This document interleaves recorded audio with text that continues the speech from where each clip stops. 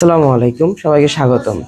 আমরা কোষ বিভাজনের পার্ট 1-এ দেখেছিলাম কোষ বিভাজন কি এবং এর প্রকারভেদ এবং অ্যামাইটোসিসের সংক্ষিপ্ত বিবরণ। আজকে কোষ বিভাজনের পার্ট 2-তে আমরা দেখব মাইটোসিস কোষ বিভাজন। চলো প্রথমে জেনে নিই মাইটোসিস কোষ বিভাজন কি। মাইটোসিস কোষ বিভাজন হলো এমন এক ধরনের কোষ বিভাজন যেখানে নিউক্লিয়াস এবং সাইটোপ্লাজম একবার মাত্র বিভাজিত হয়। অর্থাৎ আমরা এভাবে বলতে পারি বিষয়টা যে যে কোষ বিভাজনে জটিল ও কঠিন পর্যায়ে পেরিয়ে দুইটি অপত্য কোষ সৃষ্টি হয় যা মাতৃগুণ সম্পন্ন। অর্থাৎ যে কোষ বিভাজনের মাধ্যমে জটিল ও কঠিন পর্যায়ে পেরিয়ে দুইটি সমগুণ সম্পন্ন এবং সমপর্যায়ে দুইটি অপত্য কোষ সৃষ্টি হয়, সেই কোষ বিভাজনটি হলো মাইটোসিস কোষ বিভাজন।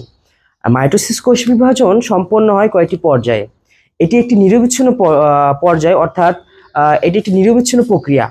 এটা বিভিন্ন পর্যায়ে ভাগ করা যুক্তিসঙ্গত নয়, তবুও বর্ণনার সাপেক্ষে বা বর্ণনার সুবিধার্থে এটিকে 5টি পর্যায়ে বিভক্ত করা হয়। এগুলো হলো প্রোফেজ, প্রোমেটাফেজ, মেটাফেজ, অ্যানাফেজ এবং টেলোফেজ। এই পর্যায়গুলো আলোচনার পূর্বে আমরা 3টি টার্ম সম্পর্কে জেনে নিব। চলো 3টি টার্ম সম্পর্কে জেনে নিই। প্রথমটি হলো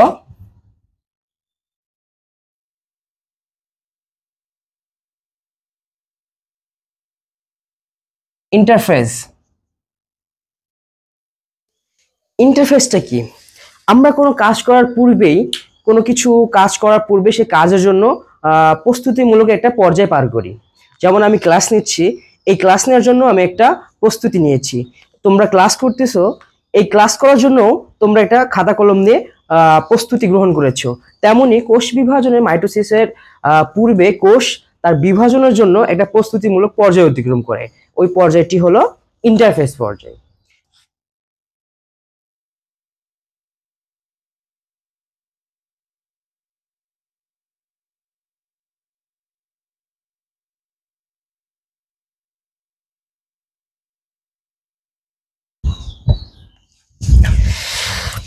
পরের টার্মটি হলো সাইটোকাইনেসিস। সাইটোকাইনেসিস কি? সাইটোকাইনেসিস হলো যেই প্রক্রিয়ায় সাইটোপ্লাজম বিভক্ত হয় বা বিভাজিত হয় সেই পর্যায়টিকে সাইটোকাইনেসিস বলে। 3 নম্বর টার্মটা হলো ক্যারিওকাইনেসিস।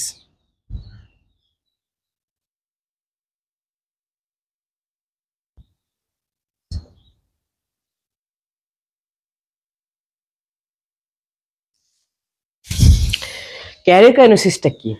আমাদের কোষ বিভাজনের নিউক্লিয়াসটি যে পর্যায়ে বা যে মাধ্যমে বিভক্ত হয় বা নিউক্লিয়াসের বিভাজনই ক্যারিওকাইনেসিস।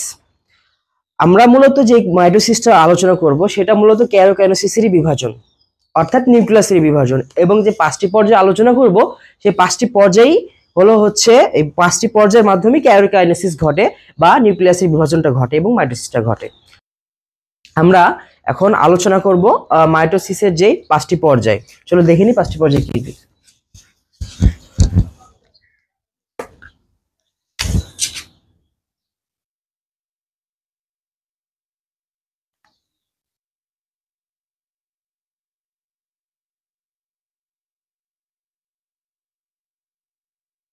মাইটোসিসকে আমরা 5টি পর্যায়ে ভাগ করতে পারি।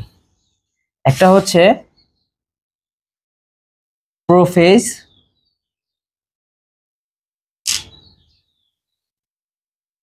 প্রোমেটাফেজ,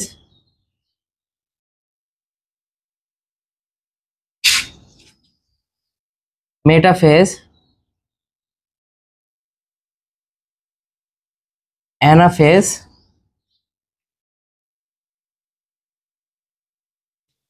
এবং টেলোফেজ।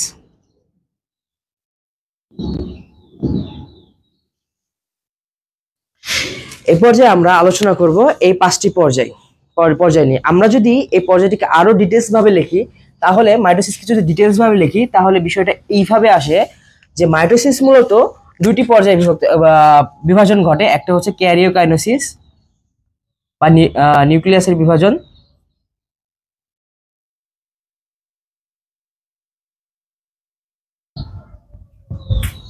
আর দুইটা হচ্ছে সাইটোকাইনেসিস বা সাইটোপ্লাজমের বিভাজন।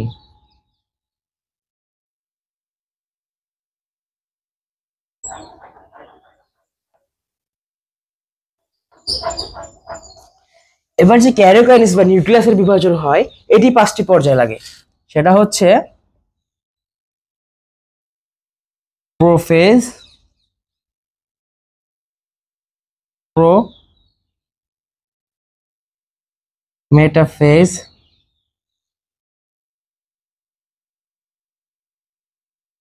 Metaphase,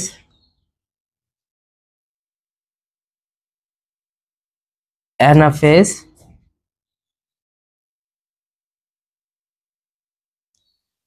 telophase. আশা করি সবাই বুঝতে পেরেছো। এখন আমরা আলোচনা করব এই 5টি পর্যায় কিভাবে সংঘটিত হয় এবং আমরা সচিত্র আকারে দেখব বিষয়টা কিভাবে ঘটিত হয় এবং এই সম্পর্কে ধারণা নেব। আমার মাইটোসিসের প্রথম পর্যায়টা যেটা সংঘটিত সেটা হচ্ছে প্রোফেজ। প্রোফেজ একটি বড় পর্যায়, এটা দীর্ঘ সময় ধরে এটা সংঘটিত হয়। এই পর্যায়ে আমাদের যে কোষের নিউক্লিয়াসটি আকারে বড় হতে থাকে এবং যে ক্রোমোজোমগুলো থাকে বা ক্রোমাটিন তন্তু থাকে সেই ক্রোমাটিন তন্তুগুলো আস্তে আস্তে মোটা এবং খাটো হতে থাকে এবং ক্রোমোজোমে রূপান্তরিত হতে থাকে।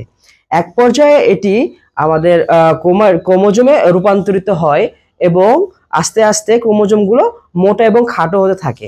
এই পর্যায়ে শেষের দিকে আমরা দেখতে পাই যে ক্রোমোজোম যেগুলো আছে সেগুলো সেন্ট্রোমিয়ার ব্যতীত দুই ভাগে অনুদৈর্ঘ্যভাবে বিভক্ত হয়ে দুটি ক্রোমাটিড তৈরি করে। চলো আমরা চিত্রের মাধ্যমে এটা দেখে আসি।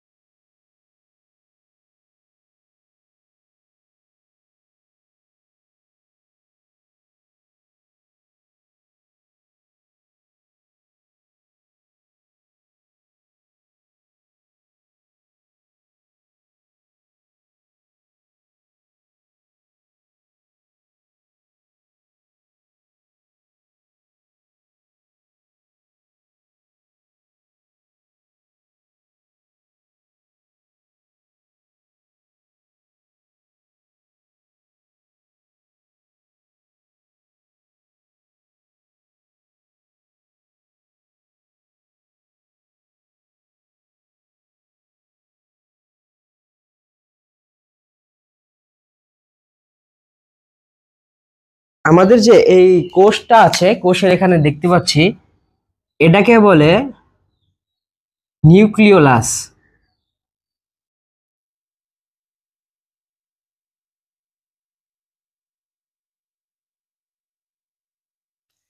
এই যে দেখতেছি সুতার মতো অংশগুলো, এগুলো হচ্ছে ক্রোমাটিন তন্তু।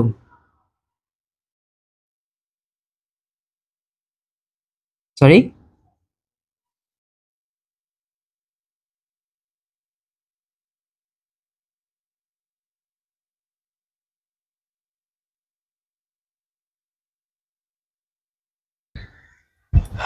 এই যে দেখতে পাচ্ছি আমরা হচ্ছে এটা ইন্টারফেস পর্যায়ে বা ইন্টারফেজের সময় যে কোষটা যে অবস্থায় থাকে সেটা, এবং এর পরবর্তীতে প্রোফেজ দশাতে যে অবস্থায় শেষ হয় সেটা হচ্ছে এটা।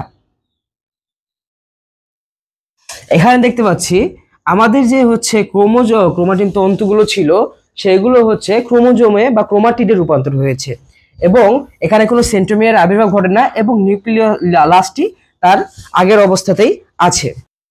প্রোফেজের পরের পর্যায়টা হচ্ছে প্রোমেটাফেজ। এই পর্যায়ে আমরা দেখতে পাই যে হচ্ছে প্রোটিনের সমন্বয়ে, বিভিন্ন প্রোটিনের সমন্বয়ে স্পিন্ডল যন্ত্রের আবির্ভাব ঘটে। স্পিন্ডল যন্ত্রে এবং এটার মধ্যে কিছু তন্তু দেখা যায়। এই তন্তুগুলো হচ্ছে মাইক্রোটিউবুলসের তৈরি এবং ক্রোমাটিডগুলো সেন্ট্রোমিয়ার দ্বারা বিভক্ত থাকে এবং এই সেন্ট্রোমিয়ার দ্বারা এই স্পিন্ডল যন্ত্রের ক্রোমাটিডগুলো সেন্ট্রোমিয়ারের মাধ্যমে স্পিন্ডল তন্তুর সাথে যুক্ত থাকে। আর যে তন্তুগুলোর সাথে যুক্ত থাকে ওই তন্তুগুলোকে বলা হয় ট্রাকশন ফাইবার। এইগুলো ক্রোমোজোমের সাথে যুক্ত থাকে বলে এগুলোকে ক্রোমোজোমীয় তন্তুও বলা হয়। আমরা দেখতে পাচ্ছি এই পর্যায়ে আমরা প্রোফেজ পর্যায়ে দেখেছিলাম নিউক্লিওলাস।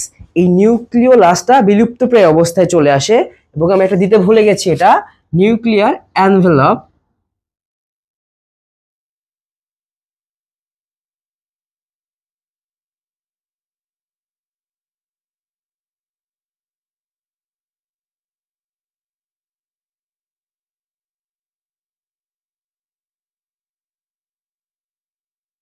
এই যে নিউক্লিয়ার এনভেলপটা ছিল প্রোফেজ পর্যায়ে, ওটি বিলুপ্ত হতে থাকে।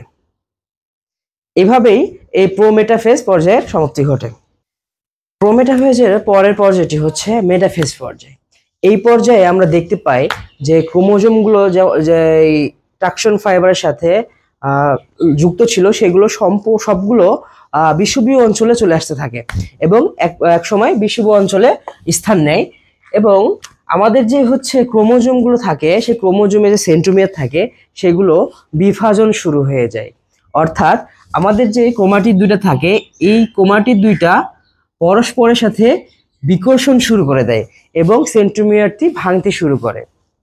এবং এই পর্যায়ে শেষ প্রান্তে আমরা দেখতে পাই যে হচ্ছে সেন্ট্রোমিয়ারটি বিভক্ত হয়ে দুইটি অপত্য সেন্ট্রোমিয়ারের সৃষ্টি করে।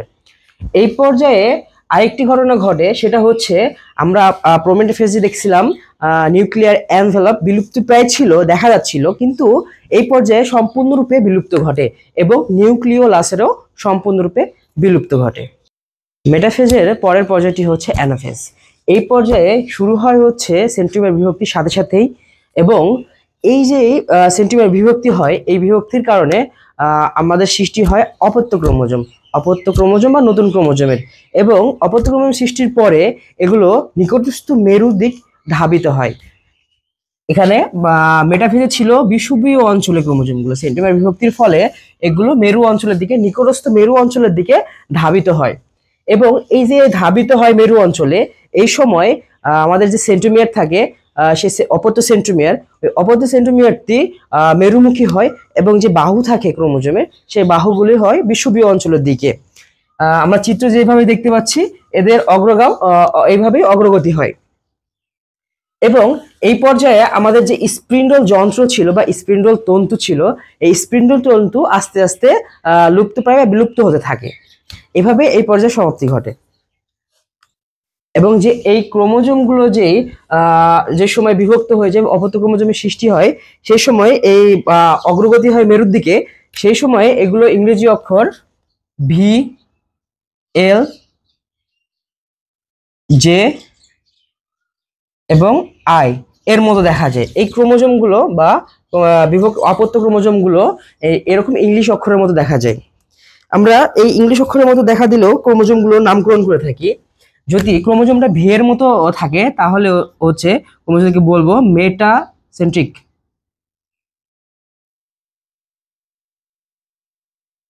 যদি এল এর মতো হয় তাহলে লিখবো সাবমেটাসেন্ট্রিক।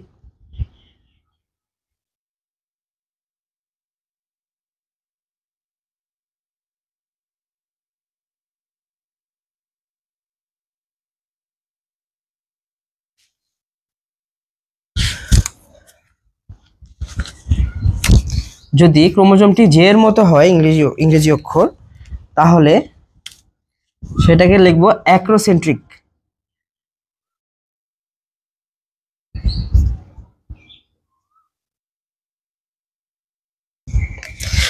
আর যদি ক্রোমোজোমগুলো ইংরেজি লেটার বা ইংলিশ লেটার আই এর মতো দেখা দেয়, তাহলে এটা হবে টেলোসেন্ট্রিক।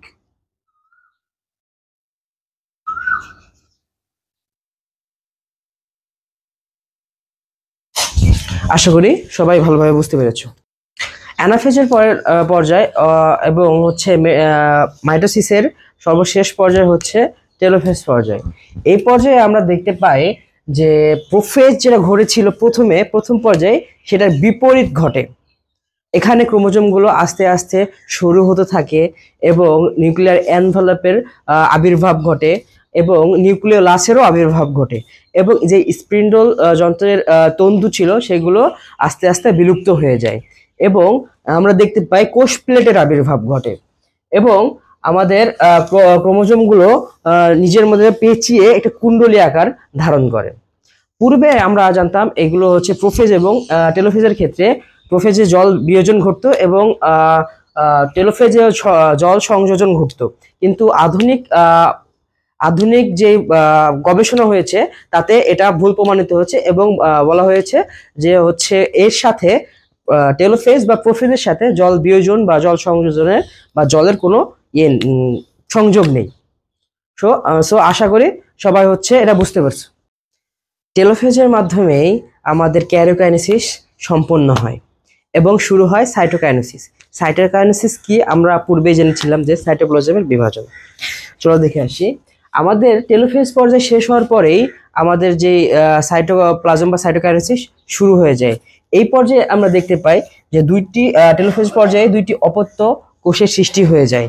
এবার আমাদের যেই সাইটোপ্লাজমটা আছে এটা হচ্ছে প্রথমে মাঝখান থেকে ভিতরে খাদ সৃষ্টি করে এবং বিভিন্ন পদার্থ এসে এখানে জমা হতে থাকে এবং আস্তে আস্তে কোষ প্লেট তৈরি করে, কোষ প্রাচীর তৈরি করে এবং আস্তে আস্তে দুইটি একসাথে মিলিত হয়ে যায় এবং দুইটি অপত্য কোষের সৃষ্টি করে। এইভাবেই সাইটোপ্লাজমের বিভাজন ঘটে অর্থাৎ সাইটোকাইনেসিস সম্পন্ন হয়। আশা করি এই ক্লাসে সবাই মনোযোগ দিয়ে করেছো এবং আশা করি বুঝতে পেরেছো। ধন্যবাদ সবাইকে।